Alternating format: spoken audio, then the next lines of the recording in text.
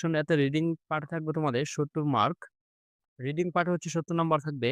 ১ম থাকবে read the text and answer the question 1 এবং 2। এখন দেখো এই প্যাসেজটি পড়ে তোমরা আনসার করবে ১ নং এবং ২ নং এর উত্তর দিবে।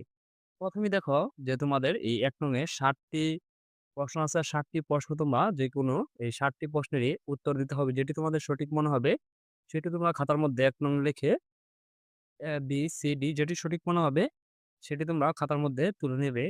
আর তারপর হচ্ছে তোমরা ২ নম্বরে লিখবে হচ্ছে give the answer the following question. এখানে তোমাদের যে প্রশ্নের উত্তর দিতে হবে এই ৫ টা থেকে তোমাদের মান হবে ১০। এখানে কিছু অতিরিক্ত প্রশ্ন দেওয়া আছে। সেগুলো তোমরা প্র্যাকটিস করতে পারো। এগুলো প্র্যাকটিস করলে আশা করি তোমাদের পরীক্ষার মধ্যে কমন আসার সম্ভাবনা অনেক বেশি। তারপর হচ্ছে দেখো read the following text and answer the question 3 and 4। এখন তোমরা এই প্যাসেজটি পড়ো এবং ৩ নং এবং ৪ নং প্রশ্নের উত্তর দাও। It is Saturday, Mila's school is open but Friday and Saturday is father weekly holiday father sometimes leave। এখন দেখো এটি পড়বে। এটি পড়ে ৩ নং যে তোমাদের গ্যাপ গুলো আছে এই গ্যাপ তোমাদের fill in the gap based on the information from the text। এই গ্যাপটি তোমরা ফিল আপ করবে তোমরা খাতার মধ্যে A, B, C, D এভাবে সিরিয়াল ভাবে লিখলেও তোমাদের হবে। সবগুলো না লিখলেও তোমাদের যে উত্তরটি A দিয়ে এবং B দিয়ে সেটি খাতার মধ্যে লিখলেও হবে। তারপর আমরা উত্তরগুলো দেখব। তারপর হচ্ছে তোমাদের ৪ নাম্বার হচ্ছে সিনোনিমাস অ্যান্ড অ্যান্টোনিমাস এ তোমাদের এখান থেকে তোমাদের ৫ টি প্রশ্নের উত্তর দিতে হবে। স্যাররা শিখিয়েছে সেভাবেই লিখবে। আর আমরা তোমাদের লিখেছিলাম যে এভাবে গড় করে লিখেছিলাম।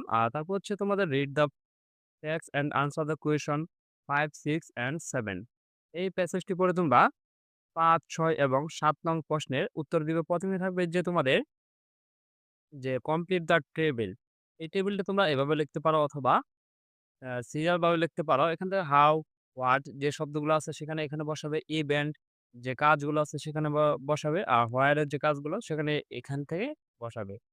তারপর হচ্ছে তোমাদের now read the following sentence where T in your skip of statement is true, right এবং ফলস। এবং এই প্রশ্নগুলো তোমাদের সত্য এবং মিথ্যা হলে ট্রু এবং ফলস দিবে। যেগুলো সত্য হবে সেগুলো ট্রু দিবে এবং যেগুলো মিথ্যা হবে সেগুলো তোমরা ফলস দিবে। এখান থেকে তোমাদের ৫ টি প্রশ্নের উত্তর দিতে হবে।